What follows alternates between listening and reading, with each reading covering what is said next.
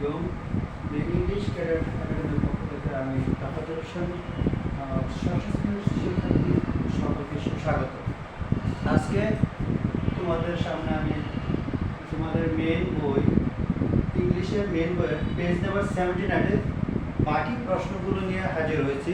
গত ক্লাসে আমি 4টি প্রশ্ন অ্যান্সার করে দিয়েছিলাম। আজকে বাকি 2টি প্রশ্নের অ্যান্সার করবো তোমাদের কাছে। প্রশ্ন দুটি হলো এরকম: do you have any students who are physically challenged in your school? অর্থাৎ তোমার স্কুলে এমন কোনো ছাত্র আছে যারা শারীরিকভাবে প্রতিবন্ধী? যদি এটার অ্যান্সার দুটো হতে পারে। যদি তোমার স্কুলে থেকে থাকে তাহলে তুমি ইয়েস দিয়ে অ্যান্সার করবা, আর যদি না থাকে তাহলে নো দিয়ে অ্যান্সার করবা। যেহেতু আমার স্কুলে কোনো ফিজিক্যাল ডিসেবল স্টুডেন্ট নাই, সো আমি অ্যান্সার করবো no, I have no students who are physically challenged in my school. মানে না, আমার স্কুলে কোনো শারীরিক প্রতিবন্ধী ছাত্রছাত্রী নেই। জাস্ট তুমি এই প্রশ্ন থেকে অ্যান্সার করা যায়। নো থেকে ইউর জায়গা খালি আই বসা দিবা, আর এনিটা তুলে দাও, এনিটা তুলে দিয়ে আবার একটা নো নিয়ে এসো। No, I have no students who are physically challenged in my school. আশা করি বুঝতে পেরেছ।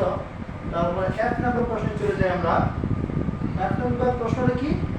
Have you done anything like Zahid to make them smile? প্রশ্নটা বাংলা করে এরকম দাঁড়ায় যে হ্যাভ ইউ ডান এনিথিং, তুমি কি কিছু করেছো, like Zahid to make them smile, অর্থাৎ জাহিনের মতো তাদেরকে, যদি ডিসেবল স্টুডেন্ট থেকে থাকে জাহিনের মতো প্রতিবন্ধী ছাত্রদেরকে খুশি করতে তুমি কি কিছু করেছো? তুমি এটা অ্যান্সার এভাবে করতে পারো যে yes, if yes right in short. যদি অ্যান্সারটা ইয়েস হয় তাহলে তুমি এটা সংক্ষেপে লেখো। Yes, I have done something to make them smile. আমি তাদেরকে খুশি করতে কিছু একটা করেছি। কি করেছি? I usually play with them, আমি তাদের সাথে খেলাধুলা করি।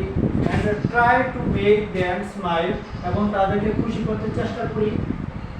And I never ignore them, এবং তাদেরকে কখনো আমি অবজ্ঞা করি না। আবার আমি বলতেছি, I usually play with them, আমি তাদের সাথে খেলাধুলা করি। And try to make them happy, এবং তাদেরকে খুশি রাখার চেষ্টা করি।